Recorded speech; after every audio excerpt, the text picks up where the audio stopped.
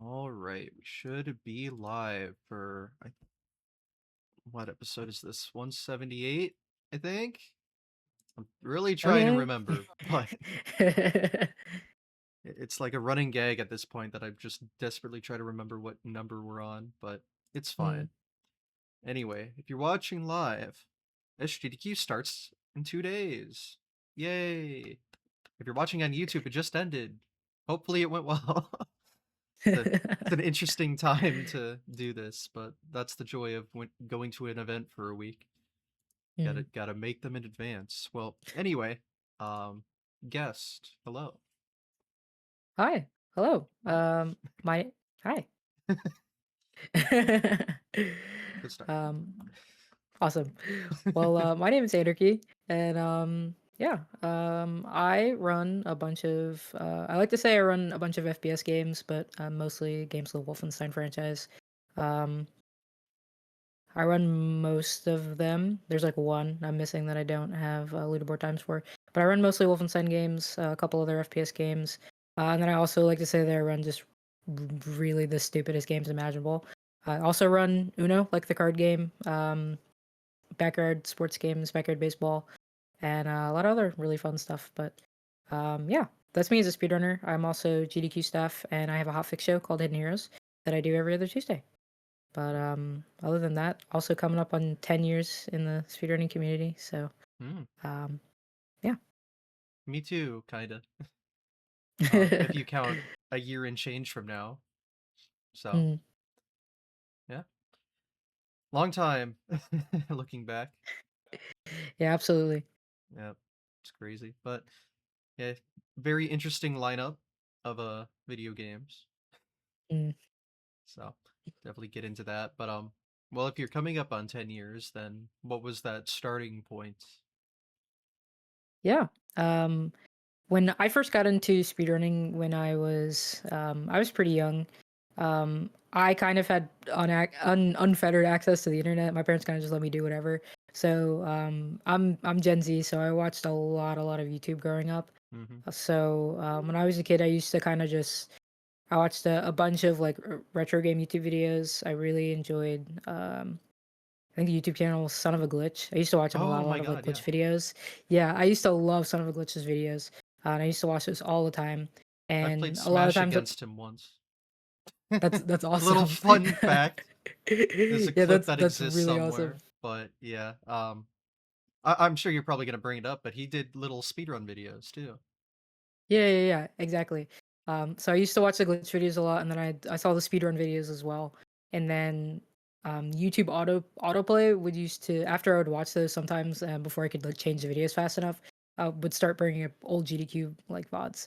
Mm. And that was kind of how I got into watching GDQ and like watching speedruns as a whole. A lot of really early GDQ event VODs. I want to say like 20 2014, like really old GQ VODs. I used to watch those all the time. And I had like no idea what was going on, but I was like, "Oh, this is so cool." Hmm. Um, and I used to watch them a whole lot. And it wasn't until I think like 2015, 2016ish where I started watching them live and I got really into speedrunning as a whole. I hadn't like actually started running any games yet, but that was like when I was like, "Hey, this is really really cool and I think this is something I really want to be involved in." Hmm. Do you remember like some of the highlights from what you saw back then? In particular, there are a couple VODs I remember.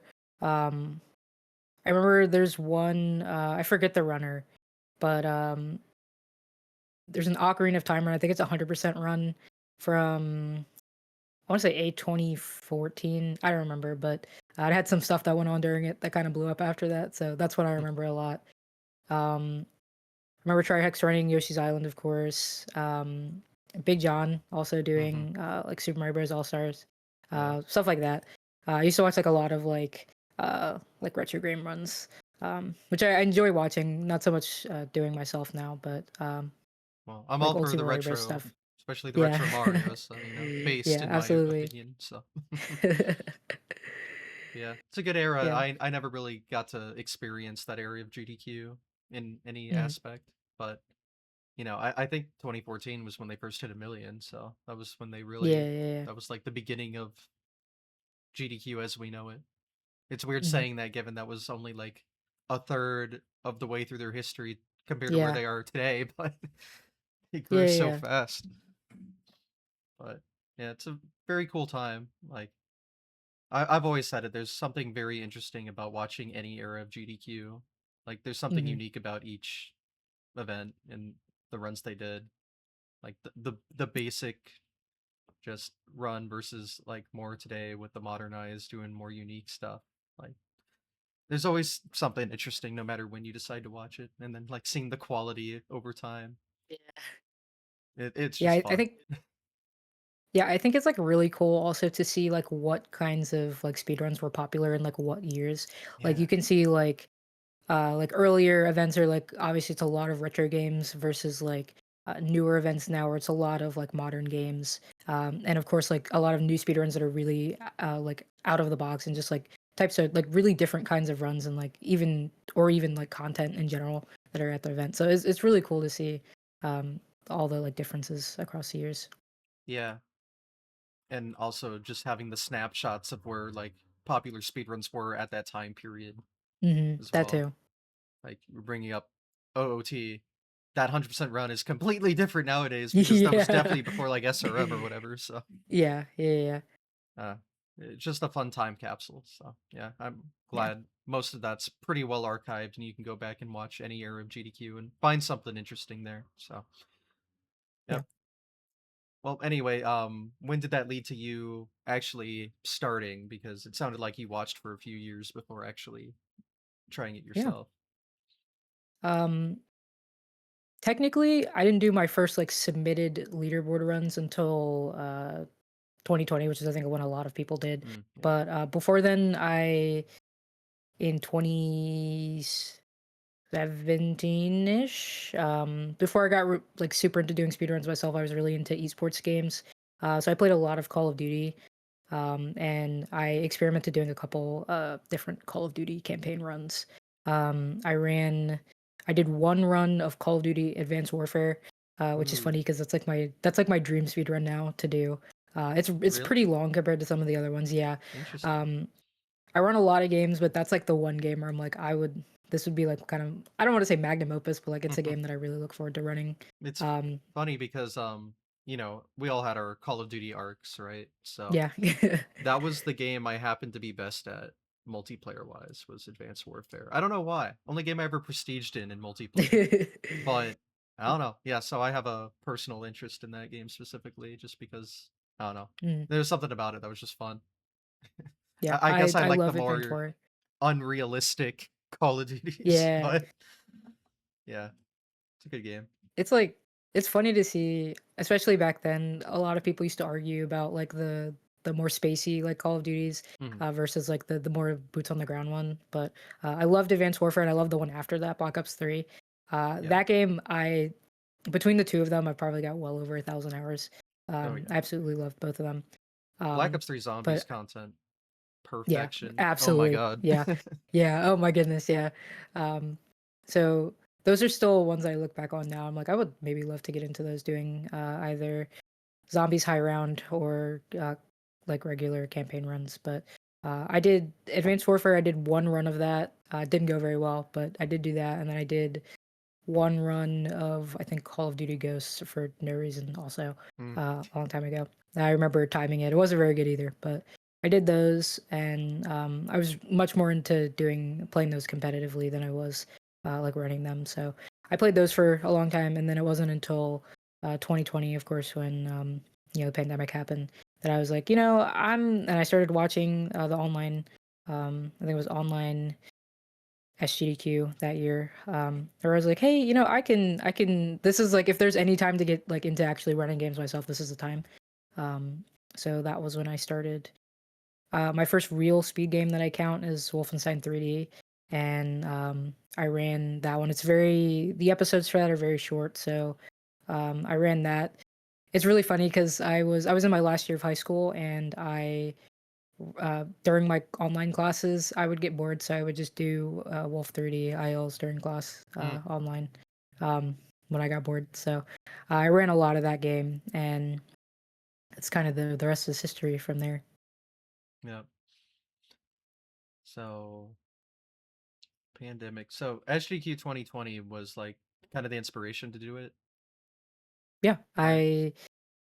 I used to during online class, I'm not gonna lie, I would get really bored. Yeah. Um, Yeah.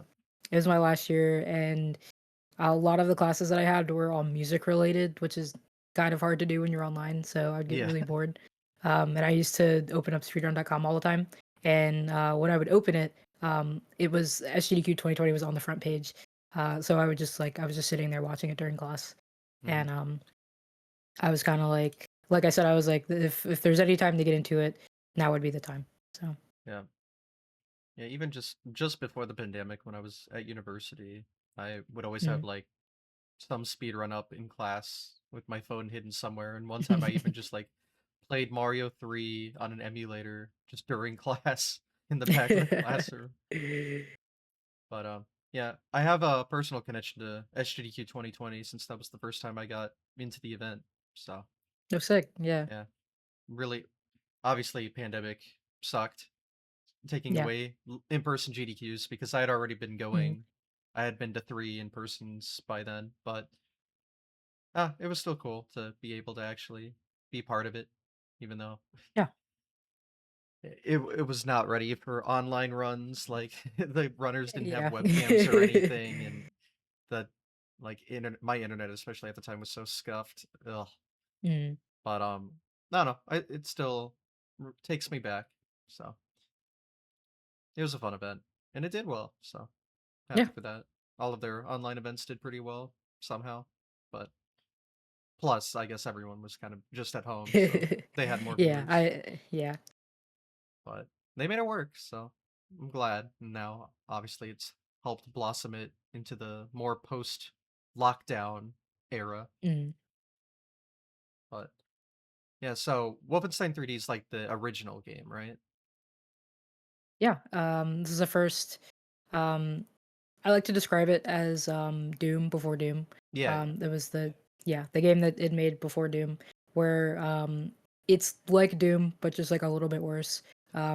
It pretty much plays the same, but, um, some of the movement wasn't as refined, and it's just a little bit different. But, yeah. yeah. I know. With Doom, at least historically, like the big thing was doing just ILs, and Mhm. that's kind of how speedrunning, as we know it, really started was Doom and those era of games. um, Yeah. with their whole demo file system and everything. So is Wolfenstein kind of similarly structured where people mainly did ILs using like an in-game kind of timer tracker? Yeah. There are a lot of aisles for Wolf 3D. That's mostly what I run. I've only ever ran the first episode, and there's I think six. Eventually, at some point, I would like to learn all episodes, but I'm not gonna lie. I hate mazes, and Mm, a lot of the later episodes are all mazes, so that kind of turned me off for a while. But for the most part, I've run a lot of aisles. I've got a lot of like I think a lot of my times are now second place because it's funny when I started running this game. I'm not gonna lie, I started running this game because I was like, I own it, and it's fun. I like it enough. But the leaderboards were like completely dead and nobody was running the game. And I was like, I feel like these would be some really easy world records to get. That would be cool. And I obviously don't think that much like this now, but I started running it, and then it's hilarious. Right after I started doing that, a bunch of people started running the game. So I didn't get my free world records, but mm, um, I did really enjoy running the ILs for this game, and I had a couple before they got beaten. But um, when I get bored, sometimes I'll do a couple Wolf 30 ILs just for fun because they're all really fast. They're most of them are under a minute, if not under 30 seconds. So yeah, sounds very easy to just pick up and do at any given yeah, time. yeah. Um, so like Doom, do they have like their own kind of website you submit the ILs to, or do they have their own like demo file system, or was that unique to Doom when they released it? Yeah. The demo files are unique to Doom. Okay, They hadn't kind of figured that out yet. So we've just got a speedrun.com leaderboard. And it's split between full game and levels, and you can just submit them like any other. speedrun. Got it. Okay. Yeah. Do you know when the game came out? Wolf 30 is, I want to say, 1992. Wow, that's wild. Yeah, so it's a very old game. Yeah. Yeah. I mean, just thinking about like what PC games, what I think of back then are just like, point and clicks or like, Mhm. yeah.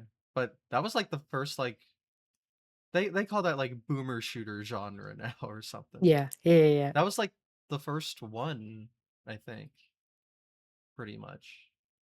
I can't think of anything Yeah, that really came before it. I yeah. I would forget if say Quake came. I think Quake was later, right? Quake is after. I Yeah, was gonna so say I've also run Quake before as well. I've ah, done a few 4-player runs, which is really fun. But it's like Wolf 30 and then Doom and then Quake. And it's got it. like those two games later, they really kind of refined on the what we now call the boomer shooter. But um Wolf 30 is not as refined, but I still like it. I think it's still pretty good. Well, yeah, it's not gonna be refined if it's like the first of its Yeah. kind, Yeah. so Yeah. makes sense.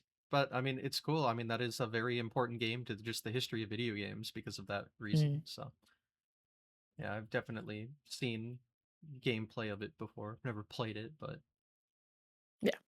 I can appreciate what it's done. Yeah.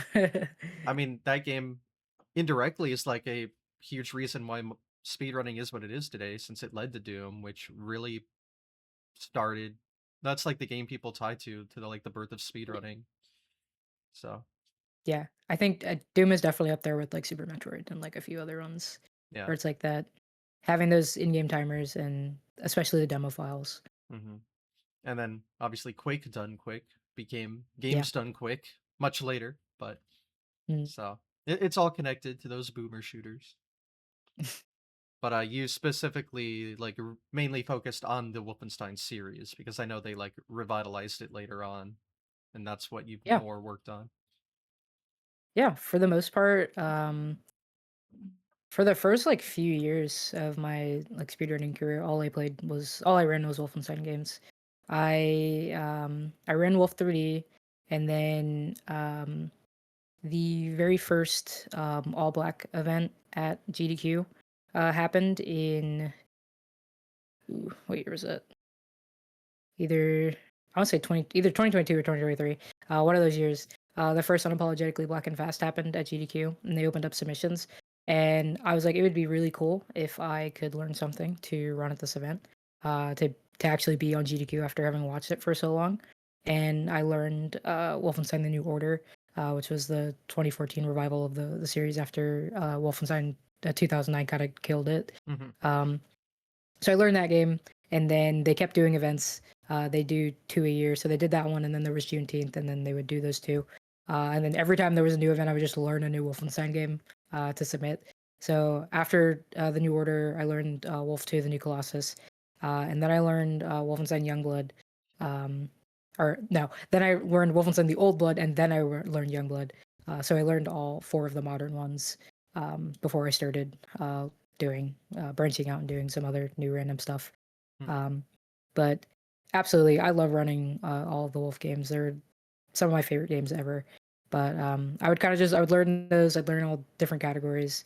At first, I was kind of purely a glitchless speedrunner. I learned all the glitchless categories because um, I figured it would be easier that way, and it was.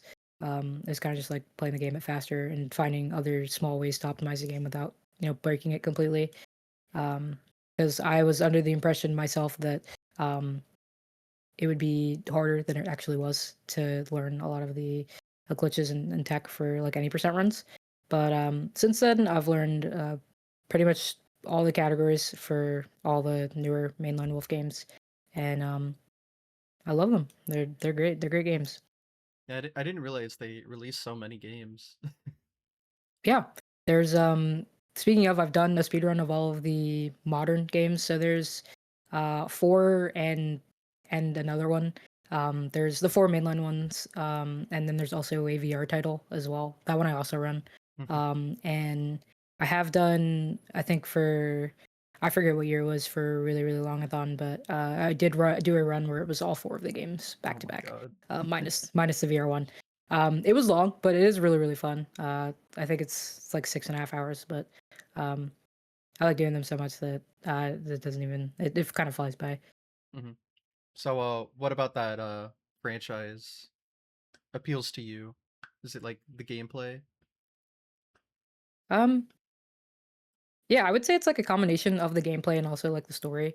I've always been a big FPS person, so um, going from like Call of Duty to playing these games, um, I really enjoyed playing them every so often. I really like the gameplay, and I like the story too. I'm also a really big history buff, so I've always been like really interested in like World War II. And I think that the concept of like an alternate history where it's like what would the world look like if the Axis powers had won, I think is really, really interesting. And I think that the Wolfenstein, the newer games take a really interesting approach to it as well. So I would kind of just like play them every so often, and I had played them so much to the point where I was like, it would be cool if I learn the speedrun for these. So and now I kind of just do that. Yeah, it's become your thing. Yeah. What's like the tech the games really have? Yeah. The between the four newest ones, they're a little bit different because the later two run on a later id engine. But Wolfenstein 2 in particular, Wolfenstein 2 and Wolfenstein Youngblood are both really broken. Youngblood especially. That game is fun. Never mind that it's co-op as well, but essentially you can if you that game has like a power up system where you can give your co-op partner like a buff or whatever.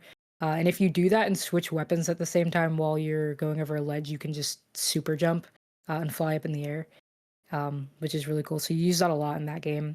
And then also with that game in Wolfenstein 2, there's a lot of out of bounds as well, where um, you can kind of just crouch over things and shove your head into a ceiling and you'll pop out of bounds, which you use quite a lot. Um, and then the older two, Wolfenstein: The Old Blood also has a lot of kind of out of bounds where you will. There are a couple of spots where you can get out of bounds, and then you can just. There's always if there's in a couple levels, there's just like water underground out of bounds. You could just swim to the end of the level, which is pretty cool. Um, And I would say that's mainly what's going on for those three. The only game I haven't done an 90% run for is the New Order, mostly just because a lot of the glitches in that game are in particular are annoying and hard. So Yeah, you said you started like glitchless for all of these games before learning the hmm op any percent. So yeah, just haven't done that with the last that, one. yeah, that's the only one that I've tried. I just a lot of the out of bounds in that game are like stupidly specific and annoying. So for that one, instead of doing like the 90% run to kind of try for a different sort of difficulty with the run, I started running the bonus modes in that game, where you can unlock like unique gameplay modes. Um, so that one has 999 mode, which you start with 999 health and you play the game on the hardest difficulty and you play it like that. And then there's also other modes. There's like one of them you don't have a HUD. Another one is permadeath, and stuff like that. So I started learning those runs instead of the 90% one because the I'm not gonna lie, the 90% run was pissing me off a little bit. So Fair enough. So when you did like the quadrilogy, was it like all any percents except for the last one, or was it like a glitchless show off? oh yeah, for the one that I did do was all glitchless runs, and currently, as soon as I can get doing any percent for the new order together, I plan to do an any percent run as well. Mm. Um, and I'd like to do that, and then I also would like to do a run that has the VR game in it as well, because what I did the run for all of them is called the Alt History Collection. When I did the first Alt History Collection run, I didn't have a VR one, and then I didn't know the game, so I didn't know that game yet. But I know it now. I had the record in it for a little bit, so I definitely like to do a run that has that in it. Hmm. How much time does like the any percent strat save over glitchless throughout the series? Um, there are a couple games where the difference is actually kind of negligible. Um, I know for most all the games are load removed time. So when you look at like the load removed versus any percent versus glitchless, it's actually not a whole lot. I would say in a couple of the games, it's like maybe 5 minutes difference. Um, I know that's at least the case for the new order. I want to say that's it's maybe 10 minutes ish for the old blood. Um, I will say the game that has the most major difference between any percent and glitchless is Youngblood. Um, I actually before I started running Youngblood, it didn't have a glitchless category just because the game is so broken. But since I was running all the games glitchless, I was like, oh, I'll run this game glitchless too. And the solo, the solo any percent versus the solo glitchless, the difference is like maybe an hour, Oh my just because there's god. so much routing. There's like so much routing you have to do in Youngblood when it comes to doing it glitchless. Just because, like I said, the game is so broken, you skip a whole lot of content, and so when you're doing it glitchless, um, you the main thing that I had to route was leveling. Because there are certain areas where if you were too low of a level, you would just get completely destroyed. So I had to route in doing like side quests and stuff like that, so I could make sure my character was, an adequate level, so I didn't just get like farmed trying to do it. So it adds a lot of time to the run. Wow.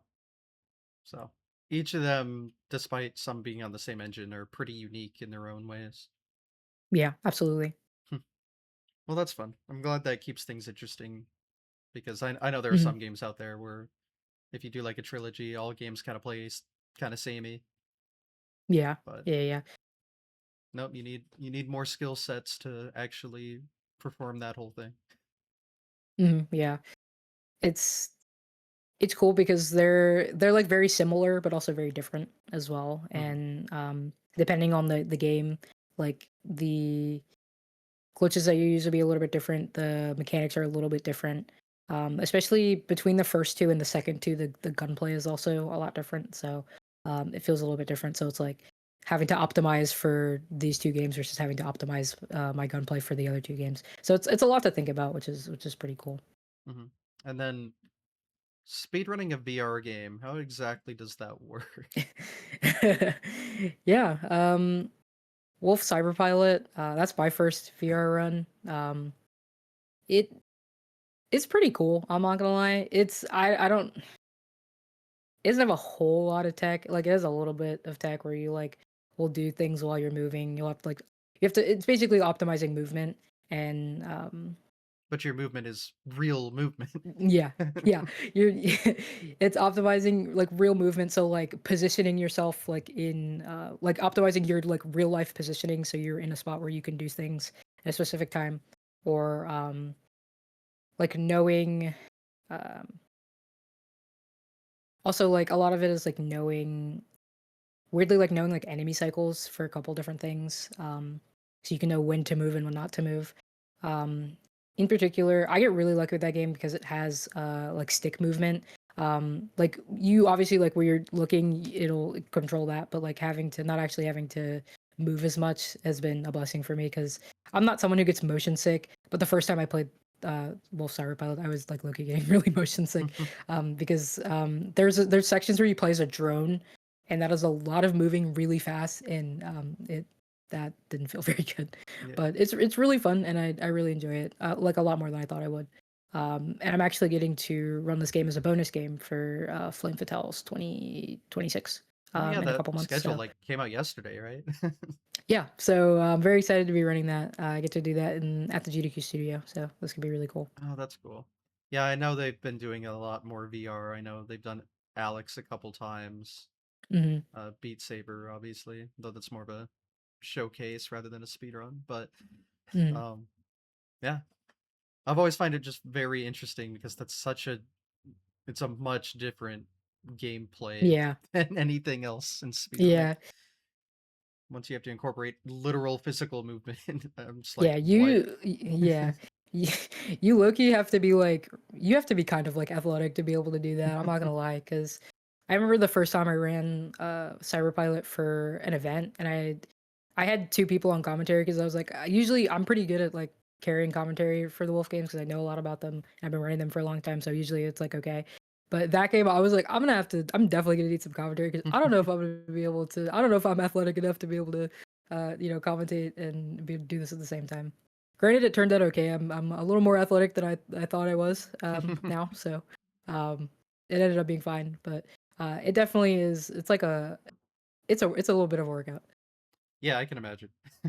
Yeah. But yeah, it's fun to just watch because again, Mhm. it's a very unique take on speedrunning. Very Yeah. modern too, but the, very few games I feel really work for speedrunning when it comes to VR. So Yeah. Absolutely. it's pretty unique when it actually does get to get showcased. I get like the only two I can think of that are speedruns are Alex and Wolfenstein. I can't think of Yeah. anything else actually. I mean, I'm The sure there only are like people do like what yeah. Job Simulator or the really old kind of VR stuff that took off. Mm, But yeah. The only other one I could think of that's pretty good is Super Hot VR is also oh yeah, a of pretty good one. course. I remember the I think it was AGDQ 2020. I remember watching that run. It's very very good. Yeah, I completely forgot they made a VR game. Mm. I remember when like Super Hot first got popular as like PC regular game. Yeah. So that's what I think of. But yeah, and it makes perfect sense to be a VR game too. So Yeah. I probably played it even. I just forgot. My brain's The great. valid. Anyway, but yeah, but again, that's still not a huge collection. That's just 3 games for all of to like Yeah. do all of VR speedrunning. So It's it's definitely surprising because when I first got my VR headset, I knew Cyberpilot existed, and of course a couple other ones like yeah, obviously like Beat Saber and stuff like that. But I was looking at like games I could get for my VR, and I'm like, VR like systems have been out for like a long time at this point, and there's like maybe 10 good VR games. Like yeah, maybe that's being really generous. I get So it. I I definitely would like to like I don't know, maybe like Super Hot or whatever in VR. It's like I'd like to like try some other VR runs, but they're kind of just aren't as you've made that point. There's kind of not a lot of good Yeah, ones. yeah. I got like a Quest 2 when it was on sale or something years ago, and it really is just collecting dust at this point. Yeah, Because I yeah, played like Beat Saber, and I was like, yep, there's not there's not much more to okay. like I want to spend money on, Yeah, yeah, but yeah. I don't know. I should bust it up. Plus, I don't have like a really good space to move around. It's kind of claustrophobic in here, but Mm, um, I should get like an open space and use it more often. But yeah, I don't know because there are all of the good games I still haven't really played other than Beat Saber. But yeah, I yeah. don't know. It's just a platform that yeah, it's not really worth busting out all the time with its Yeah. limited like good content. But Mm, yeah, and again, it is weird given how long VR's been out now, and there are some like good VR headsets now, but I don't know. s- It's there's weird. 5 good VR games. Yeah, there's only like 5 good VR games. Like eventually the novelty kind of wears off. I remember my first Yeah, time using one in like 2017 or 2018, and my mind just I like played it for an hour straight, and time flew. It was so wild, but I don't know. After that, it's like you realize it's like like okay, the now tech what? demos were cool, but like as an actual game platform, there's not a ton of content there. Yeah. But I don't know. It'd be nice if that changes, but Mm, and I guess VR is kind of more, or at least more accessible than it used to be, but it's still yeah. not great. So I understand. Anyway, yeah, it's definitely like the gaming platform I know the least about, Mm. but I don't know. Yep, it is cool. Hopefully, it can be cooler in the future. More content would be nice. Mm. Anyway, onto the more wacky side of things. You've done other games other than Wolfenstein that maybe are a little more unique and out there. So how Yeah. did that kind of start? Um, in particular, I think the two silliest ones I'm known for is Uno and backyard baseball. I started running Uno. Um, 5 years ago. That sucks. Actually, that's a long time ago. Um, but everyone knows Uno. Everybody's got Uno. Came with your Xbox, whatever. Um, Came free with your fucking yeah, Xbox. exactly. Yeah. Came free with your Xbox. Everyone has Uno. Yep. And of course I had Uno. And Hmm. one day I was like, it would be I think it'd be so funny to speedrun Uno. That'd be really silly. And then I looked and there's actually a very robust leaderboards for Uno. There's a lot of people on here. Um, Wow. which is very fun. Uno is another one where it's very easy to get into because of course it's Uno. And essentially it's basically just like a bunch of ILs because every run is like a deck, a different Uno deck that's included in the game or the DLC. So you can run standard deck. You speed run to win the game. So you can do that for every deck in the game. And then there's a split for whether you have no rules added or all of the rules added. You can't just make up bullshit rules, which I feel like a lot of people do when it comes to But Mm. there's that, and then there's also my personal favorite. The first world record I ever had in Uno was death percent, where it's the same, but you speedrun to lose the game, which is also really fun and silly, and I really enjoy. But yeah, I started doing that. It's very easy. All of the runs are basically a minute or less, so it's very fast, very easy to get into.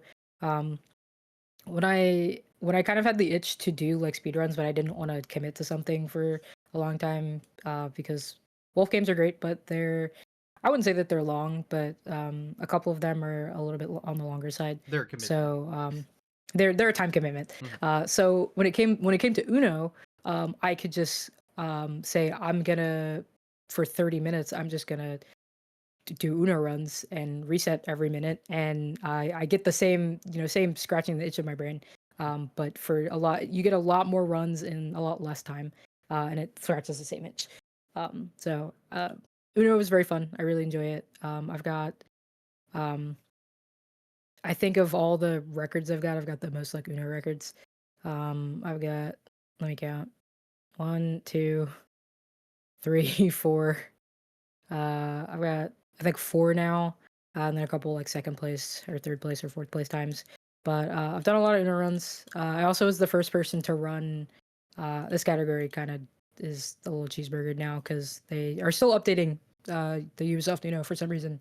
What? 10-year-old game did not know they're still updating this game apparently. Okay. So the category I added is kind of uh, can't run that anymore because there's now new decks in the game. So, um, but anyway, um, I ran that for an event one time. It was really stressful, but it was kind of hilarious. So I do that, and unfortunately, as fun as this game is, it's kind of a hard sell to run at events. So I Hmm. also do Bingo as well. Ah. Bingo is really fun. Um, and because you can kind of just jump around the game and like showcase like the gameplay and like the novelty of speedrunning, but in a very short amount of time. And it's bingo, and everybody loves bingo. So Yeah. Let's go bingo. actually, exactly, I had the opportunity to run this at Fast 52 last year Oh with yeah. Ludwig. So that was definitely an experience. So I really enjoyed that. Um, but I've done that one. Another silly one is backyard sports games. I grew up playing those. I played the. I really love the classic backyard sports games, but I grew up playing the shitty 3D ones that are not very good. Um, love them, but they're really bad.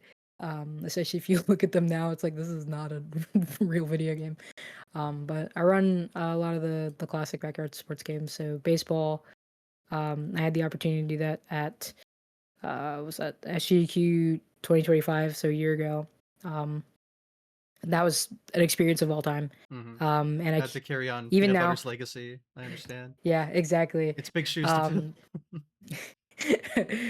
Yeah, I was gonna say I even today I still see like different ads from not even like GDQ itself, but like Doctors Without Borders has been using pictures from that run Yeah, in their ads for this event. I've seen Uh, the exact picture you're talking about a lot. yeah, Yeah. I've gotten pinged in that a whole bunch of times. I'm like, oh my goodness, that was definitely a generational run.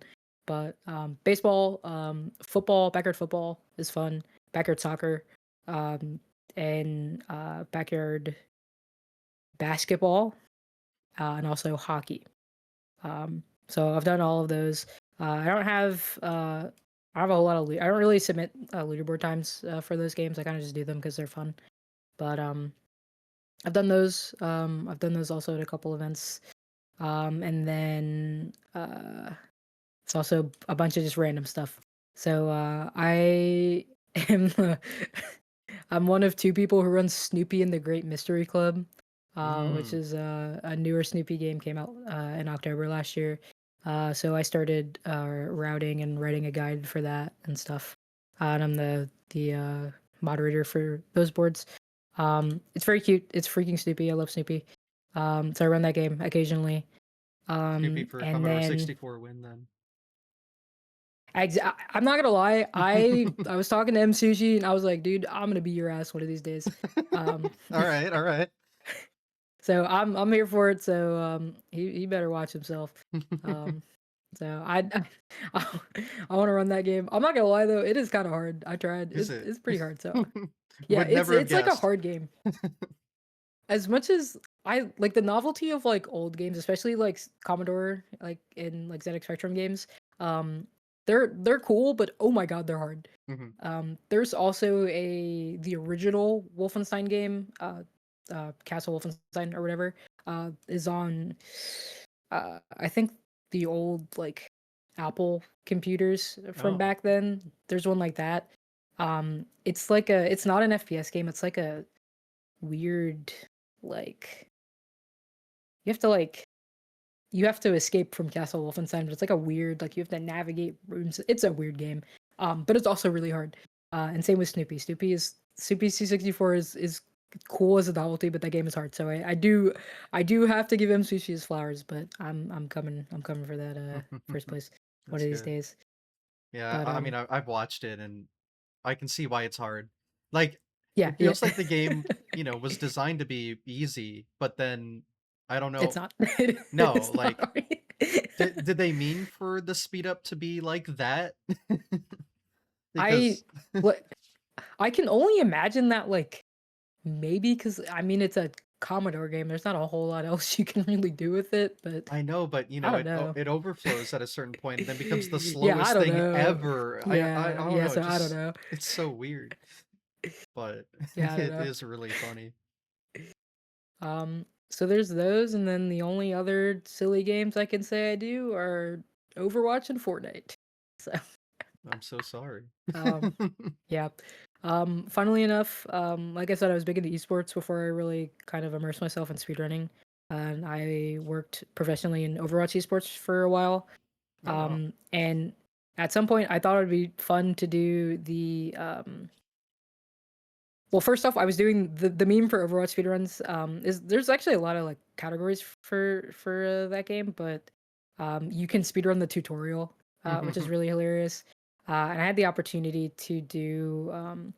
Lady Arcaders did an event called Microthon for April Fools, where it was a full day's worth of event, where it was only runs that were 10 minutes or less.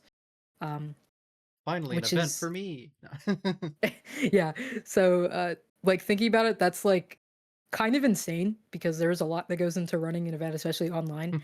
Yeah. So to have to turn around every 10 minutes and be putting on someone new, getting them, set up for broadcast, et cetera, doing that all day is a lot of work. So I really commend Later Keter's team for having that work out.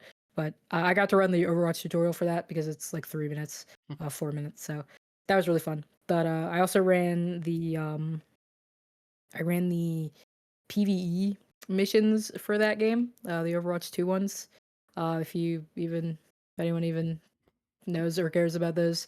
I did those. I did run those on GDQ one time. Not a performance I'm proud of. That was really silly. I don't know why I ever submitted that, because I'm not sure who wants to watch Overwatch ever. But I did that one time, and then for Fortnite, I did there's an SRC challenge for the racing mode, rocket racing. So I did Yeah. that one time. And then I also I submitted this to Fatals, but it didn't get in.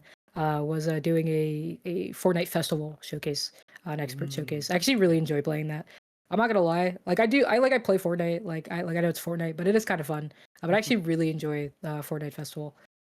It's a very fun kind of rhythm game. It's like Guitar Hero, but not. And I think it's fun. mm. It from what I've seen, I haven't seen much, but it is like basically Guitar Hero, right? Yeah, it is basically Guitar Hero. Yeah. And you can even now they have you can like plug in a guitar controller and play with that. So it's like Mm. literally Guitar Hero. Yeah, I mean, obviously, I feel like you can just do Clone Hero for free at this point, but Yeah. I guess Yeah. Fortnite Yeah. is free too, technically, so I guess if you really want Yeah. to. I also think about it. It's free. You can buy like the song library is like grew kind of insanely fast compared to when it first launched. Because when it first Mm. launched, it was fun, but I was like, there's like 10 songs that are not like the copyright free Epic Game songs Yeah. in here. So it got boring really fast. But there's such a vast library of songs, and they rotate the catalog of like free ones you can do like every week. So Mm. I haven't. Unfortunately, I cannot lie. I have spent a lot of money on Fortnite skins. I'm not gonna lie. Mm. That's like my red flag. I spent a lot of money on Fortnite skins, We but all have I our haven't. like we all have our background. That's my questionable one. But I've never spent any money on any of the like song tracks, Mm. unless they came in a bundle. I'm not gonna lie. I do have Sweet Victory from SpongeBob. Do have that. I feel But like that's important. That's fair. yeah, that one was important to have. Yeah, yeah, But yeah. that one you could spend no money on Fortnite Festival and still have a really great time. I think it was hilarious because like I said, I submitted that to a Fatals event. And obviously because it's GDQ, you don't want to get copyright struck. Hmm. So I think the big allure of Fortnite Festival is that there's all these copyrighted songs that are Hmm. really good. They're good music, like real music, that you can play in Fortnite. But if you're going to showcase that, you cannot play any of the copyrighted songs. So you have to do the not so good Epic Game songs, which I think is hilarious. Hmm. Um, so Silly block showcase, you know. yeah, doing like the Fall Guys chill remix is Oh, like what? Now that's like I think taking me that's just really back. funny. Yeah, I was like a there's some professional Fall Guyer when it came out, so I there's say that some like there's I've some made fun ones any in there. money, but that's actually Fall Guys is honestly the reason I like know like half the people I do in speedrunning today. I'm just meeting through Mhm. the Fall Guys era.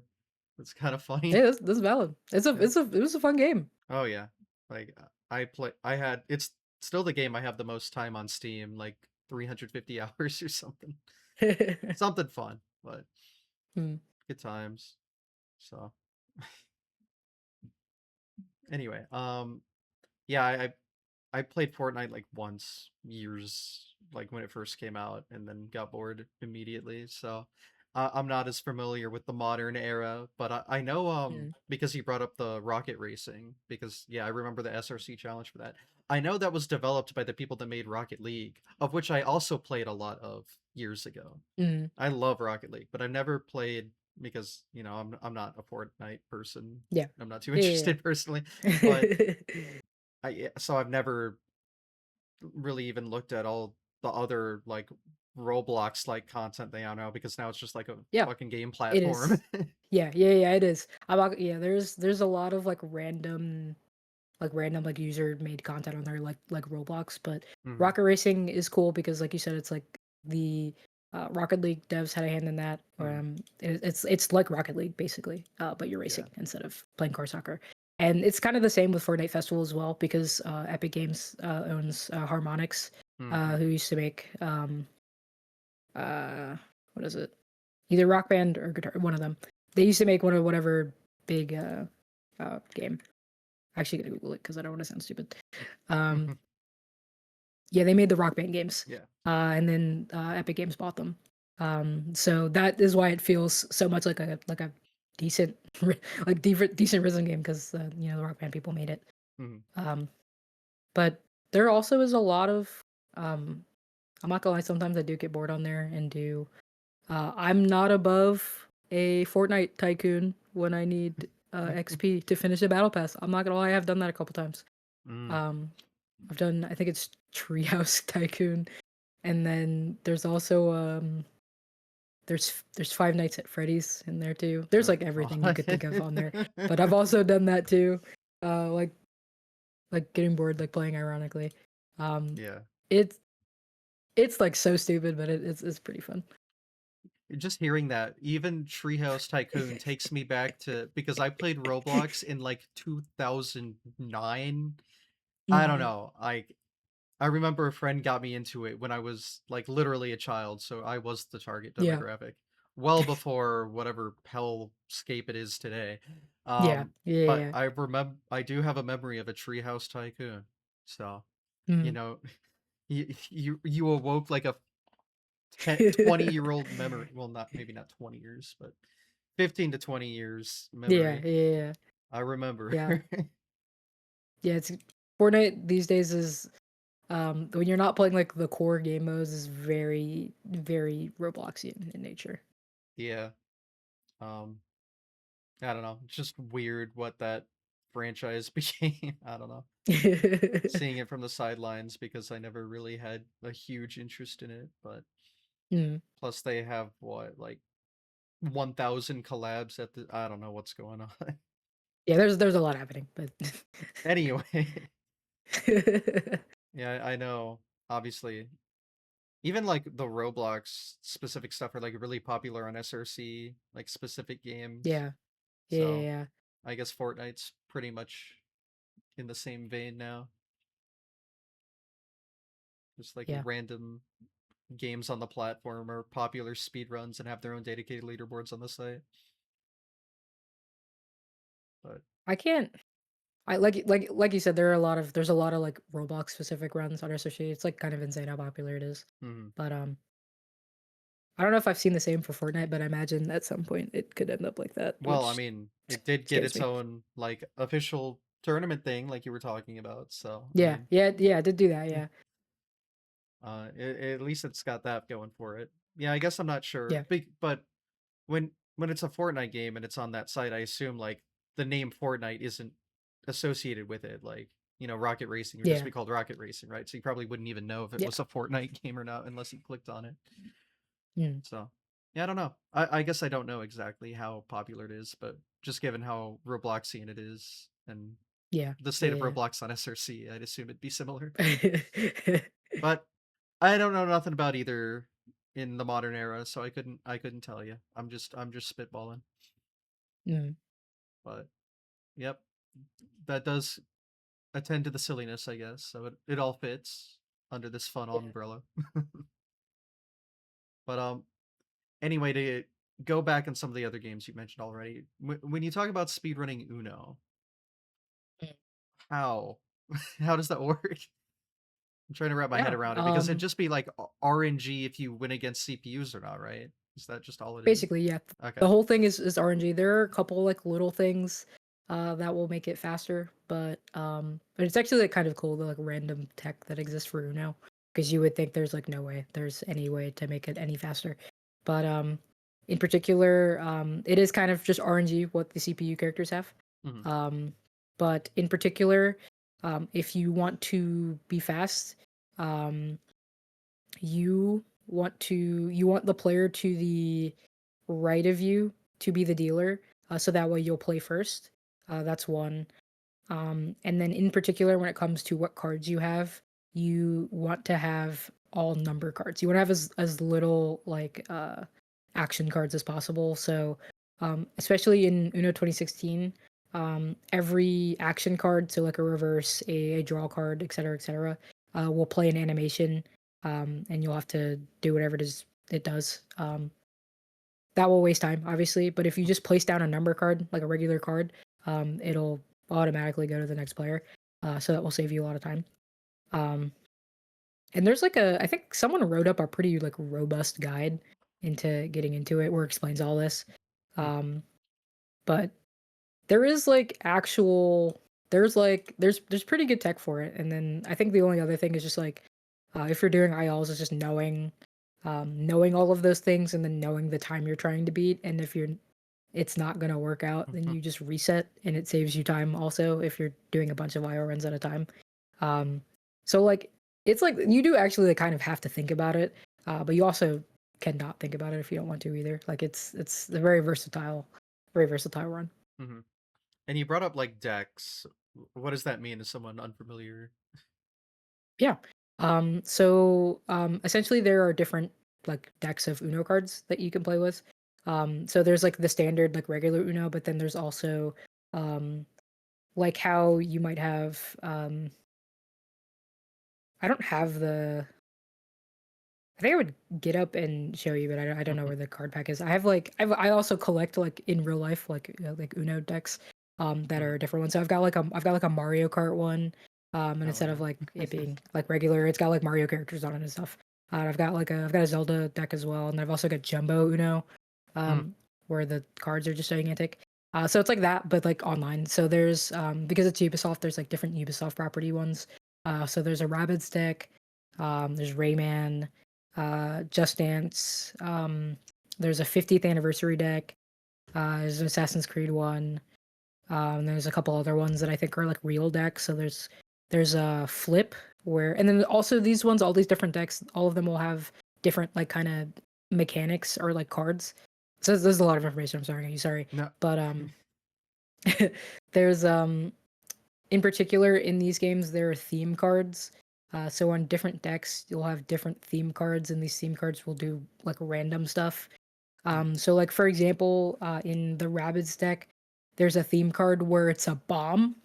Um, it's a stick of dynamite, and if anyone has to draw any cards, the dynamite goes off, and that player has to draw 6 cards. So it's like random stuff like that that happens that can also affect your RNG when you're doing these runs. Or sometimes if you're lucky, it'll having these theme cards on will make the run faster. Oftentimes they won't. So it's just kind of getting lucky. Mhm. But there's like, for example, like Flip is a like a gimmick deck where there's instead of it only being playing with one side of the cards, there's all the cards are two-sided.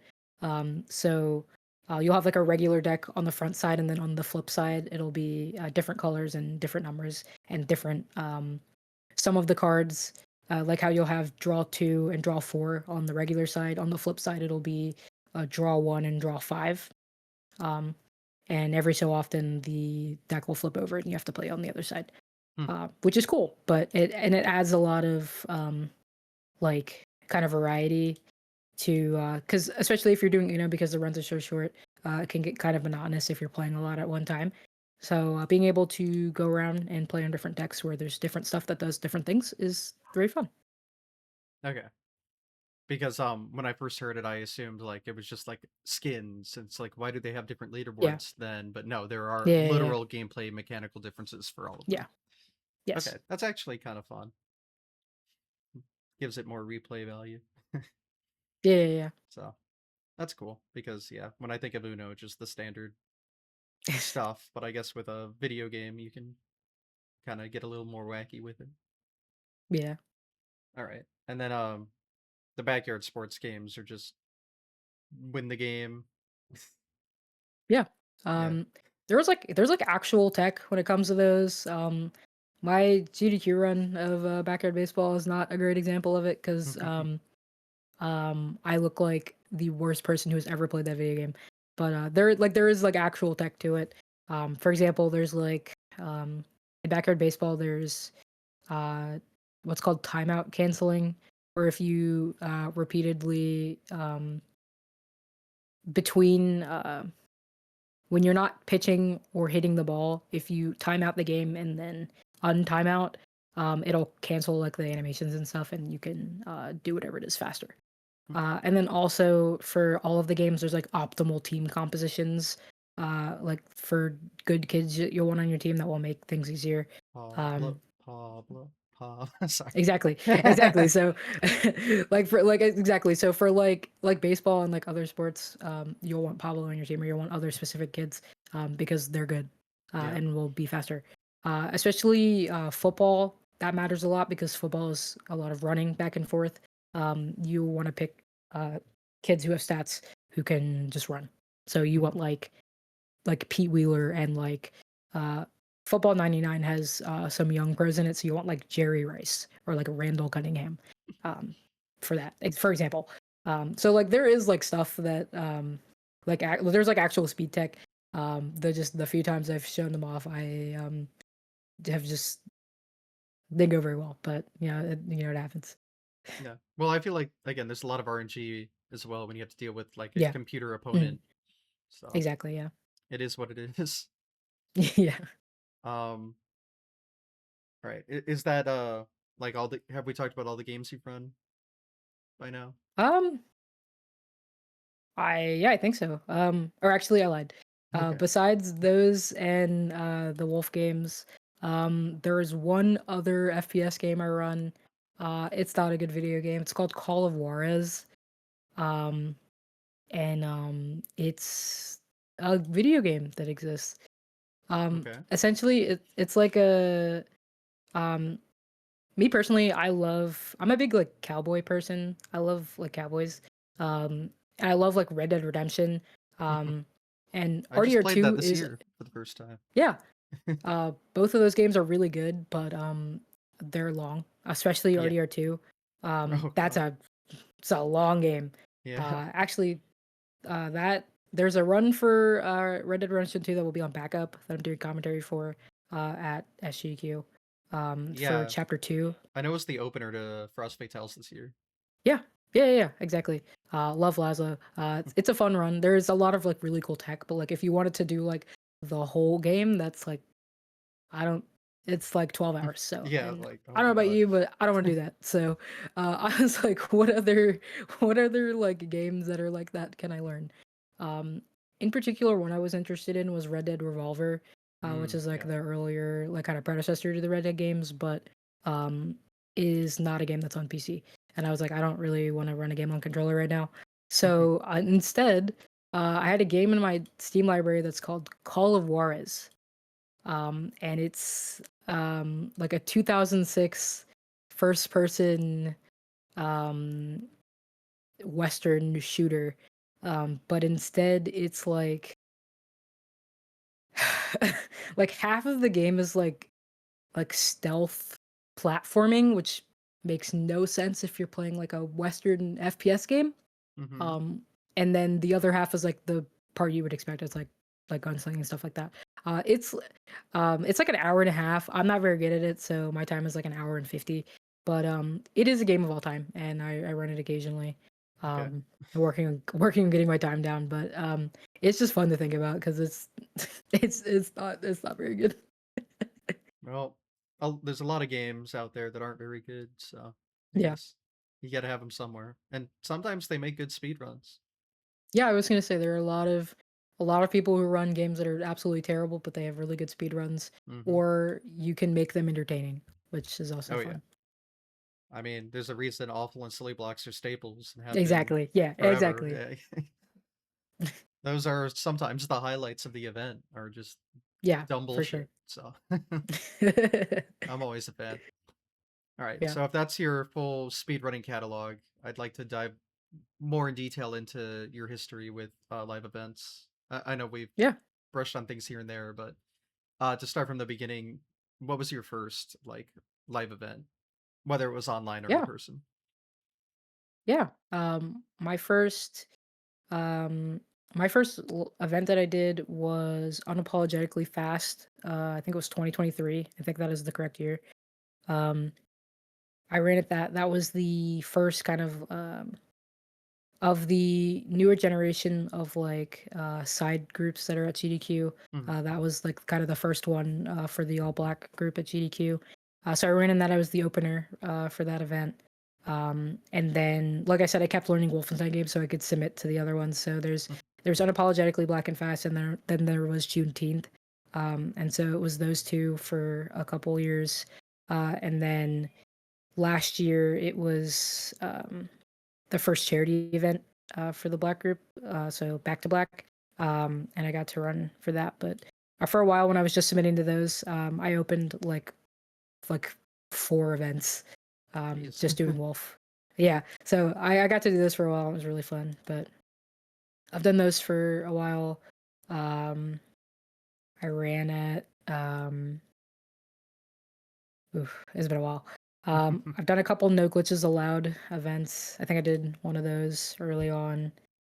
I think I did a shots fired event one year. I think that event was fun because I ran like 3 games back to back at like 2 in the morning, so that was cool. Prime time. Yeah. So I've done those. I've been on Hotfix a bunch of times. I think I did a speed remiser one year. I've done like a couple like random like mutual aid events. I did run at Pace one year. I ran in person at Pace one year. I think that was 2024, like a Pace summer, I think. Was that your I first did that. in-person event? Yes, that one. Now that one was my first in person. Yes, it was at Yeah. like it was pretty early. It was like 7 in the morning. There was no one in the crowd, but that was my first in person run I ever got to do, I and think it was Pace fun. was I my enjoyed it. first in person too. The first Pace Yeah, post COVID yeah, because yeah. obviously my first GDQ was when it was online. But yeah, Mm, wow. That's actually wild to think about that would have been my first. yeah, Not counting like the Nest block. If you've heard of Nest block mm, in the GDQ practice yeah, room. yeah, I was in yeah, the first one of that, but that's like more of a for fun kind of a thing. So yeah, wow, that's wild to think about. yeah. But Yeah. yeah, Uh, Pace was cool. Rest in peace. But yeah. yeah, Rip pace, rip Pace. but I got to do that, and I've done Lady Arcaders has a couple events. They have like their own kind of hotfix style content that's called Attract Mode. So I was on that a couple times, and as well as the Lady Arcader Super Showcase. And then as I've done other GDQ stuff, I've done Frame Fatales as well. And then I had my first main stage appearance at GDQ in 2025. I had 2 runs at that event. And then the next event, A26, I also had 2 runs at that event. Um, so I did those, and then I think my only other in-person event I've done was Fast 52. But yeah, I've had the opportunity to do a lot of really fun stuff. It's like crazy when you like look back on it. I keep a YouTube playlist that has all my like event runs in it. I was like, damn, there's a lot of runs in here actually. I do the same thing. So Yeah, yeah, it grows quite a bit over time. yeah, exactly. So your first main stage appearance was summer last year. Yes. Wow, My first, yeah, that's interesting. which is crazy because I feel like I've been doing this for a while. Yeah, But I yeah, was gonna say uh, I've heard of you for a while. That's kind of yeah. interesting. So my first mainline run was only a year ago. Hmm. I got to do Wolfenstein 2 on the Monday of that event, and then 2 days later I got to go do baseball. And then the next event, I only had one scheduled run, and it was supposed to be American Truck Simulator, which was a Yeah, dumpster fire. But yeah. then I had the experience of a lifetime. Literally the first day of the event, it was Sunday night. I'm hanging out. It's always party rooms at GDQ. Mm-hmm, I'm hanging mm-hmm. out. It's maybe 4 o'clock in the morning. Hell yeah. Um, and um, I'm hanging out with a couple people, and also Jaxler. And Of Jaxler's course. there. And Jaxler has a run on backup in that event. And gets a message and is like, "Hey, they're pulling Miska Tiny Tail," and it's like, "Oh shit, we have to go." Um, so Jaxler and my friend Laszlo is doing commentary for that run. They like rush downstairs the stream room to go get it installed and go set up for that run. And then I'm like, "Oh, that's hilarious. That's so funny. That's so funny." And then so I'm hanging out with Metroid Crime, and we're like, "Okay, that sucks for them, but like whatever." And then I get a phone call from Laszlo, and Laszlo's like, "Hey, do you "Hey, can you do Wolf? They might want to pull Wolf off backup." And I'm like, "I'm gonna blow up." I've been hanging out this whole time, and that might be a train wreck, but I'm like, okay, yeah, whatever. So I get ready in like 5 minutes, the fastest I've ever gotten dressed ever, I think. And then go to the stream room. And again, this is at like 4 or 5 o'clock in the morning when this is all happening. Um, and I had been partying. But Yes. anyway, so I go down there. I have to go install my game because it's Sunday and no one has thought to. Oh, I'm like, oh, backup run's not gonna get pulled. But I have to install the game. I forget to put my Steam backups on a USB, so it's like downloading and it's taking forever. Hmm. So I'm like hanging out talking to people backstage. Um, and then I do my run. Well, Jaxler has his run, and it's also a dumpster fire. I It was remember. just yeah, it's a 6 a.m. at a hotel in Pittsburgh. It happens. Yeah. And then I have mine, and the run is goes fairly okay. I think I go a little bit over estimate, but I had maybe 10 Rice Krispie treats backstage and a lot of water. Uh-huh. Um, and then also by that point, I'd been up for 24 hours too. Um, because the night before that was also, I had some evil experiences with that hotel, but we're never going back there, so it Yeah, doesn't matter. I have my own horror stories, don't worry. Yeah, had We some all evil do. experiences with that hotel, but it worked out. The run was fun. Um, but I think about that story a lot because that was kind of insane, but it was fun. So Yeah, I didn't realize. I knew. I think like someone had to pull a long run off for whatever reason. yeah, I think that's yeah, what it yeah, was. yeah, yeah, Um, yeah. I think it was Smash Bros. Brawl got pulled, yeah, yeah, and the it was like 2.5 hours because it was a subspace emissary. subspace So emissary.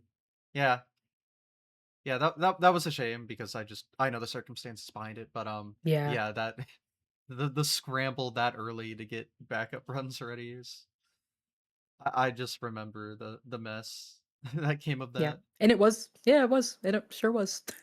But it worked out, you know? It did That's work it. out. I had a lot of fun. Jaxer had an experience. We were in the Yeah. torment nexus a little bit, but it worked out and we had a good time. And Got fun I look back stories to on it tell fondly. future generation. Yeah, exactly. Like right now. Anyway. But yes, I was there were very few runs that I wasn't directly involved with that I saw at AGDQ 2026, but I was seated for American Truck Simulator.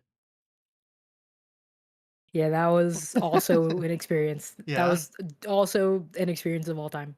Mhm. Um, Me and Lazo could never have like we've done that run a bunch of times for like different stuff. Like we've done it on Hotfix. We ran it at a couple different Lady Arcaders things. Um, and they all were like uniquely unhinged, but that one was quite possibly the most unhinged and crazy that run has ever Yeah. run. I don't think that run could have possibly been worse, but in turn, I don't think that run could have possibly been better Yeah, because of it. like exactly. Like it worked out. Like that was how that was supposed to go.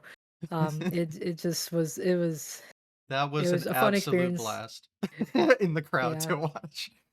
yeah. A lot of people really enjoyed it, which I'm glad about. The Um, ending, I don't think you could have scripted it better. I no, like I could not have genuinely. even written any of that. Yeah, just getting stuck in a guardrail for like half the run, and then having Laszlo come save me, and then them also getting stuck in the same guardrail. That's just, like you couldn't even write anything better than Mhm. that. It's just so stupid. What's funny, I don't know if you keep up with the updates on the game, but they just added it where at any time you can like fix your position, which, would have been Oh, huh. I very wonder. helpful for you then, huh? Hey, I wonder why they added that. Hey, I that's wonder awesome. why. Yeah, Oh I goodness. was playing that game like pre-COVID a little bit, so Mm, I had friends that would play it just to dick around and not really like do yeah, the simulator part of it, just kind of mess around. But so I've kept up to date on it, especially since they're yeah, adding console support here soon. So yeah, yeah. That's another game I also like play. Like I play the game a lot like casually just yeah, because I think yeah. it's fun. But They just it added was my another time state. It's where great. I haven't played it yet, but they just added my state.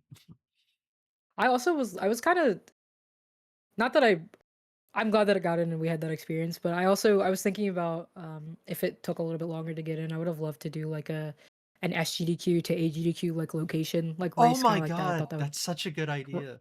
right like that would have been cool. So maybe whenever they get to adding all the states, we'll be able to do Yes. that again. But That's um, fantastic, actually. yeah, um, It'll be a few love that years, game to but death. Yeah, it'll be a little bit, but it'll be fun. I think it'll be the right amount of time, since this past run, and maybe we can do something equally as unhinged, if not worse. So, yeah. It's funny, I watched my town's like a big trucking depot, and like mhm, right at the cross of two major intersections, which are both in the new DLC for the game. So I was like, ooh, my town's gonna mhm. be nope, no trace of Nope. it. No trace of it at all. It's really funny. But Yeah, I love like seeing when they add like places that people like actually live, like what the differences. yeah. Like I have a friend that lives in Texas, and when they added that, he lives like right on the border, down south. And we went and looked, and it was like, oh, there's a water park where my house is. Does the water park exist in real life? Don't think so. Nope. Okay, that's a bit There's just interesting. there's a random water park there, which is fun, but That is um, funny. So yeah, I yeah, wonder what the drive from like, well, what would it even be at that point? I guess Atlanta to Minneapolis or something. yeah. I don't. It might be on the longer side, but I think we could Yeah, fill the time with some shenanigans. yeah. I mean, I think the map scale is like every mile is 20 miles in real life, kind of a thing. Mhm. So yeah, you could kind of do the math to figure it out. It would be quite a while, but like that is a really just fun idea. Yeah. Yeah, So yeah. I like it. I like it. Plus, you drive kind of through my neck of the woods through that route, I think. So there you Cool. go. But not that it looks anything like how I think of it, but Mm. I don't know. That game's just fun. And then so that's why I went to watch it and then got not what I asked for, but I couldn't have asked for anything better. So Yeah. absolutely fantastic time. Mm. Thank you. The crowd loved every minute, I promise. Yeah. We've gone back and watched it a few times, and it's like we'll like focus on something different every time. And just like getting to like focus on like the back couch reactions to like different like random stuff happening is so fun. Like pick like one specific person to focus on, and just getting to see their reactions is just so fun. Yeah, the commentary was also just top notch. Yeah. Wonderful stuff. It's really funny how that run even came together, because that was A26. Literally the year before that at AGQ 25, I had um, me and Lazo were backstage and we were talking with Trey Buffalo Boone. And we had both discovered, me and Lazo discovered, I was like randomly brought up like American Truck Simulator, just like playing it casually in conversation. And they were like, oh, I play that too. And we were like, hey, it would be so cool to do like a race, like a speedrun race of that. Like, wouldn't that be awesome? And we were talking, and Trey was like, "Hey, that's so cool. If you have that, if you like end up doing that, I need to be on commentary for this like ASAP." Um, and we were like, yeah, and that's when the idea was born, and then we ended up doing on the stage a year later, which is like awesome to think Hmm. about and how that even just came to be. I was just like in passing mentioned that, and then it ended up being the funniest thing ever. Hmm. You know what? Now that GDQ has that, what is it, Gamescom? I think Yeah, yeah, yeah, they need to do Euro Truck Simulator. yeah. Mm. I think that would be pretty hilarious. I I've seen some. There are a lot of people that run that game as well. Yeah. And I'm sure that one you actually could do like some uh like doing like Germany and like other stuff like that. Hmm. Yeah, you could have some fun with that. But yeah, Mm. if you ever do American Truck Simulator, I'd love to be involved. That's fun, Yeah, and for I'm sure. familiar with the game, but Mm. who knows? They can't not do it again in the future. Like it was too good. Yeah, that was what an experience. Well, anyway, that brings us up to modern day, I guess, with events. What do you have since SGDQ? You know, as we're streaming this, I leave tomorrow. You leave tomorrow. Mhm. When this is up on YouTube, the event is just over. But what so again, if you're watching on YouTube, this has already happened. But from our perspective, what do you have to look forward to there? Yeah, I've got a couple different things I'm looking forward to. In particular, like I said, this run is on backup, so I don't know if it'll get in. It's a pretty long game as well. But Red Dead Redemption 2, Hmm. Chapter 2, is on backup for that, so I'm hoping that'll get in. Maybe. I'm gonna be on commentary for that. But Lazo's been working really hard on that, and I got to see it for a couple different events, so Hmm. Is that the hoping same that run that was at it's Frost? yes, yeah, Okay. yeah. There's that. There's a lot of other just like random fun stuff that I'm really looking forward to. In particular, I'm doing commentary for Don't Stop Girly Pop, Mm, which yeah. if you haven't seen that game, it is also a video game of all time. Boomer Um, Shooter. it's like Boomer Shooters is back. it's yeah, it's a like modern like boomer shooter inspired shooter, but it's like Y2K girly pop themed. Yeah. So that's really fun. That's also a game I've been looking at running as well, but it's very overstimulating. Yeah. So that's one I'm looking forward to. Um, Also looking forward to Bioshock Infinite, any percent. Hmm. Uh, Gulch is a really cool guy, and that run is really cool as well. So I'm looking forward to seeing that. Let's see what else. The Evil Within 2 as well. Um, that's another game looking forward to. I've seen a lot of the Evil Within 1 runs, but I don't think I've ever seen the second game. So looking forward to that. Um, Also Super Princess Peach. Mm, That's like a slept on game, I think. Um, yeah. I actually the person that submitted this run, the VOD that they used was from my Hotfix show where they ran it, Hmm. which is cool to think about. But I got to watch that on my show, and it was very fun. Um, Very good vibes. Yeah. The run Um, before that's versus Super Mario Brothers, which Oh, that I'm also excited for as well for I certain. would So be commentating it if I wasn't in person. yeah, But which is very unfortunate. Yeah. yes, Um. I'm so depressed. Um. I tried so hard to somehow make it Yeah. work, but yeah, I just they don't want Yeah. to deal with that shit, and I get it. But damn Yeah. it. It's complicated to get that Yeah, to yeah, like yeah. work. But Silly Block, early morning Silly Block. Oh I'm my very god, interested to see how that's Snoopy. gonna go. Yeah. But of course, the two Snoopy games, Snoopy's Grand Adventure and Snoopy 664. I'm excited for. And then two of my friends are also doing Silly Block runs.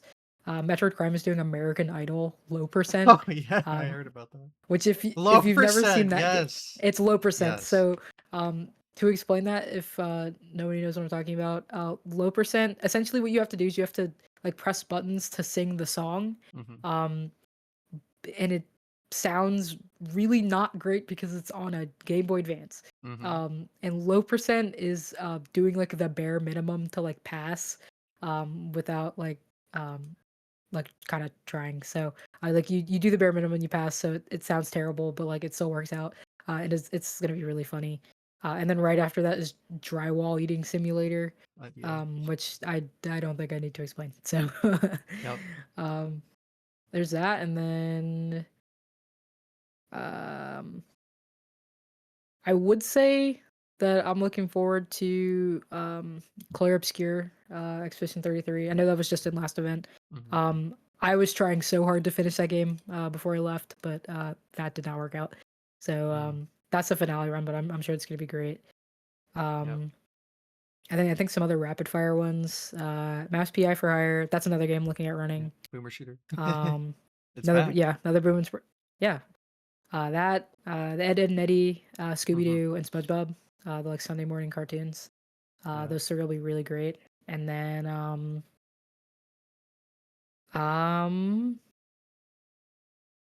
there's like one more in here. Oh, Peas is gonna do another Puyo run, and Peas is awesome. So that I'm looking forward to. Mm. But yeah, there's a lot of great runs on the schedule. If I were like to truly say every run I'm interested in, it'd be like half a schedule. So Yeah. um, Fair. but those are a few ones I'm pretty excited for. Yeah. Yeah. I'll shout out Sonic 3 and Knuckles since it's the only run I'm doing commentary for. Well, there you I go. feel so like useless this event, but Yeah. Yeah. hopefully in the I future feel the I'll get same way. back into it. Yeah. I had two. I've done 4 runs in 2 events, which sounds Yeah. insane when you think about it. Um, so I have no runs this event. I also am not volunteering Mhm. as well. So I'm doing commentary and I'm doing a couple like random tabling shifts. But other than that, I get to like kind of hang out, and I'm kind of excited for it. Yeah. Just to get to just experience the event like kind of regular style. Yeah, I love just hanging out, but I have a 3 event now streak of nothing other than like Mm, commentary, so yeah. it'd be nice to get back in, but I mean, Understandable. I'm Yeah. always still there. I can't help it. But I Mm, do want to be more involved even with like more commentary, like just doing comms for 1 run. I feel like I could do more. Like usually I just end up mm, doing 1 run, but I'd like to increase my ability to do more fun for the event, even if I don't have a run in. So yeah. I'll try to work on that in the future. But so yeah, Mm, that's my one shout out. I guess you have plenty more. And if you're watching on yeah. YouTube, you need to go. This is your collection of runs to go back and watch now. Now There you we've go. got Yeah. that all sorted. Um, Something I forgot to mention when you're talking about the backyard sports games is that they sponsor a lot of GDQ events now. Yeah. It's kind of interesting. Um, yeah, it's crazy. I had the opportunity to I ran the game at SGQ, and then the next event it was in Pittsburgh, Mhm. and Mega Cat Studios, the development studio that has been remaking the games, is based in Pittsburgh. So they came and sponsored the event, and had a table there where you could play some of their games, Yep. which is really cool. But I've had the opportunity to talk to them. They supported that run I had a lot, which was really really cool. And they donated. I got to make some content with them, Mhm. both at that event and the next one. Um, I've got a lot of that's led to some other opportunities, especially with the new backyard baseball game coming out during SGDQ, Mm. which is both really awesome and then also sucks because I'm not gonna have any time to play it. But Yeah. backyard baseball 2026, the new one comes out on July 9th. So that'll be the Thursday during the event, or it will be out when you see this episode on YouTube. Yep. Um, and that's a pretty fun game. It's been kind of modernized for kind of new audiences, so it's a little bit different. But it's a new 3D game, and it's not as terrible as the other 3D games that exist. So Mm. that is definitely a win. It's got that going for it. But it's fun, and it's got a lot of like new, unique mechanics, which I really, really rock with. So I'm excited for that game to be out fully. The demo's been really, really fun. Mm. I think so you weren't at PAX East this year, but this was my Mm, first PAX East, and they also had a thing with GDQ. It yeah, was probably this game you're talking about, but it even got like to be on the like actual event in some way. yeah. I think Um, GZ I've was s- part of that. yeah, yeah, yeah. Yeah. Yeah, Um, you know I what I'm talking about, obviously. But Yeah, yeah, yeah. I've a couple. I had a bunch of friends, of course, because GQ was at PAX East. That went up and were talking to the Mega Cat guys. And of course, since they had the whatever booth they had, Mhm. Gigi got to go up on stage and do uh whatever challenge for Backyard Baseball '97, which was so cool. It was like really awesome getting to watch that from home. Um, Yeah. but yeah, they're making a lot of moves. They have a lot of besides the backyard sports games, they also have a lot of other games they've been working on. And they've got to do like go to PAX and like go to GDQ and stuff like that to showcase stuff. And they've also been I don't think it's the dev studio, but the publisher, Playground Productions, has also been in a bunch of different things for showcasing the new game. There've also been like uh, within like the MLB, there've been a bunch of backyard sports nights, which has been so cool to see, but also really fucking annoying because there's been like 10 different teams that have had backyard sports nights and not my baseball team. Not my Mm. team that's near me or any of the other two that are also within like driving distance, which has also been really annoying. But I did have someone who was very graciously at GDQ will be giving me one of the Pablo bobbleheads that they were giving away, which I'm really grateful for. But it's been really cool to see how like mainstream that's become again because it great games. They're really fun. Freaking everybody who knows sports knows Pablo. So Yeah, true. I've never played the games, but even I know it. yeah. I know Pablo's the goat forever and always. But I, see, there you go. Exactly. yeah, You know enough. yeah, that's all you need. Well, it sounds like that's everything, but I haven't brought up your hotfix show. So Yeah. I'd like to talk about that. When did that start, and how did it start? Yeah. So I've had my hotfix show, Hidden Heroes, since 2024. So it's been almost 2 years, which is a long time actually. Damn. But that started when, like I said, I got my start running at GDQ events, doing the Black specific events for the Black community, and then branching on to participating in like fatals and in other things. And I definitely don't think I would have had nearly as many opportunities in speedrunning and would have had the chance to kind of grow my repertoire when it comes to speed games, or grow myself as an entertainer and as a performer when it comes to running things at events without participating in those. I really had the chance to kind of just grow as a person. I also was really young. I'm still only 23, so having started doing those like 3 and 4 years ago, I would have been like 19, 20. Um, so I've had a lot of time to like grow and become the kind of runner and performer that I am. And the cool thing about those events is that it gives those opportunities to a lot of different people. But for me, I wanted a space where you could do those events, like have events like Back to Black and like Flame Fatales and like the AAPI and LHS events, but doing that all of the time. So Hidden Heroes as a concept is just having those types of runners supporting marginalized and underrepresented speedrunners in the speedrunning community all of the time. So I do that every other Tuesday currently. It's been going for, like I said, about a year and a half, almost 2 years now. It started in November of 2024, and it's been really, really fun. I've gotten to meet a lot of really cool people and gotten to showcase a lot of people who are able to then use those VODs to then submit to other events, either submitting to Fatales or submit to Black events or submit to mainline and then get into mainline, which is a really, really cool Mm-hmm. feeling. Or just be able to, gather that experience to become a better runner, which is something I'm all for. Hmm. Do you have any like specific highlights that come to mind throughout the history of your show? Yeah. I think a lot about my first episode was so fun. I'm friends with a lot of like other FPS runners. So my first episode had Titanfall 2 on it. Mm-hmm. And that was a really good episode, but um and I got to do that with I was that at Titanfall 2 and then had Jazzpunk with Osborne on it. Mm-hmm. So I got to just basically hang out with my friends the whole time. It was a really good episode. But I've got to have, like I said, the runner who is doing Super Princess Peach was on my show and used that VOD from Hotfix to submit into mainline, and it got in, which is really, really cool. Um, I also have had, um, I've had a lot of, like I said, I started in the Black and a Flash community. So I've had a lot of runners from that community then come on my show. I'd either get to showcase what they're working on next so they can use it to submit to events that our community is having. Um, in particular, there are a couple like genres of games I've had a lot, and I don't mean to do this on purpose, but I've had like a lot of horror games. I've had a lot of Silent Hill and a lot of Resident Evil. I've done that a lot, and then I've also had a lot of Sonic too, I think. But yeah, I've had a pretty big variety of stuff that goes on because the show is more focused on the runners than it is on what games that they're playing, which is different from a couple hotfix shows. Mm-hmm. Yep.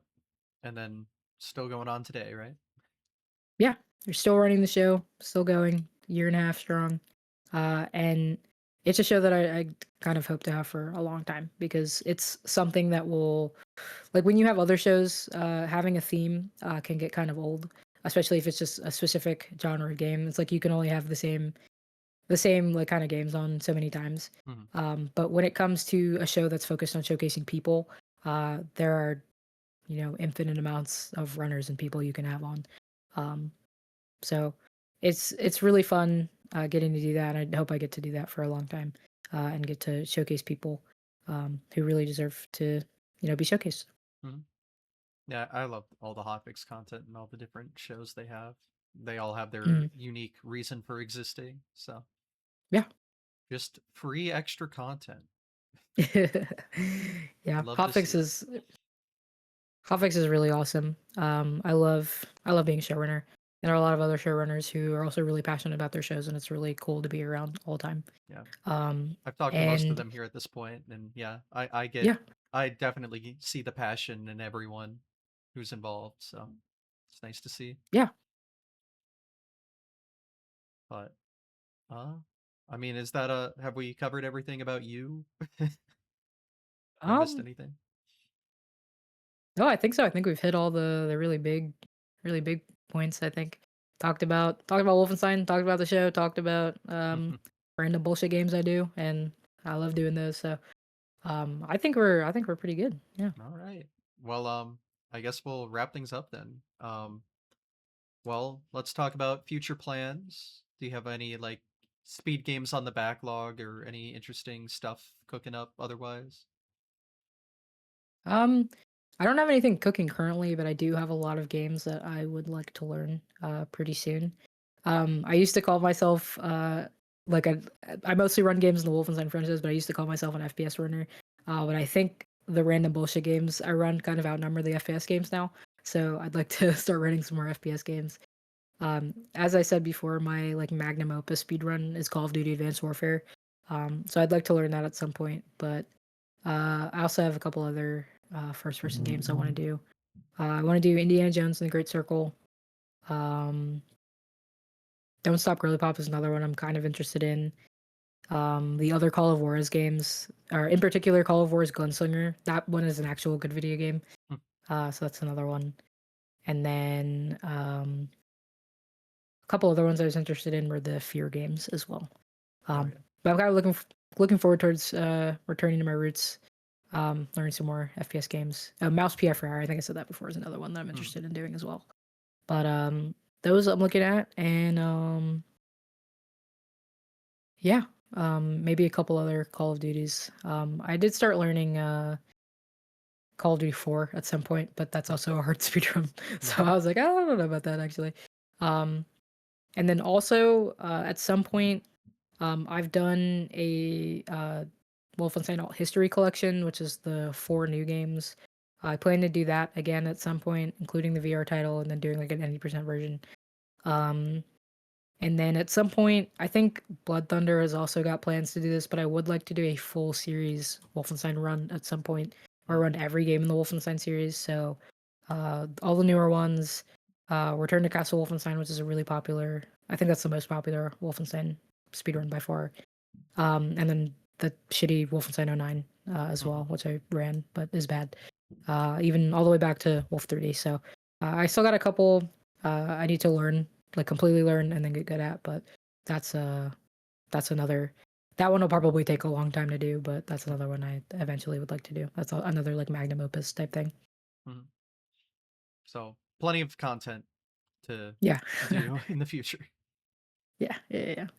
Well, speaking of content to do in the future, where can people watch that content in the future? Yeah. I'm the world's worst Twitch streamer, but I do stream occasionally. I haven't done so recently, but I hope to do so a bit more when I get back from SGDQ to stream some of my new endeavors. So you can find me pretty much everywhere, Anarchy ASF. So Twitch, um, Twitter. I don't use my Twitter that much anymore, but Yeah. my YouTube as well. YouTube, I upload all of my speedrun VODs, whether I live stream them or not there. They all live there. So if you're interested in just watching me waffle in whatever speed game it is, you can do that there. And then I think my most active social media is Blue Sky, which is anarchyasf.com. But you can find me there anywhere I get to be silly on social media. So yeah, Mhm. And all of those links are on stream and in the YouTube description, so check them out. But yeah, awesome. I guess that's everything. So now it's time to prepare for GDQ. Yeah. Yeah. Thank you so much for having me on. Oh, no problem. This is This is very, very fun. Great to talk about to hype me up before I leave for SGDQ. Yep. And then this lovely episode can air like 1.5 weeks from now, where all of this is outdated. It's great. Yeah. The joys of traveling for so long and Mm, having to, and you made your podcast happen on like 2 days while you're gone. It's yeah. great, but we make it work. Yeah. So yep, time to pack, I guess. And if you're watching on YouTube, hopefully the event raised a lot of money and it was cool. But yeah, I guess that's everything for today. So yep, thanks everyone for watching. Um, I'll keep doing this. It'd be weird if I stopped now. So you can probably look forward to more episodes. And yeah, I guess that's all. So GDQ time. Woo. All right. Woo! Woo. All right. See you and have a good day.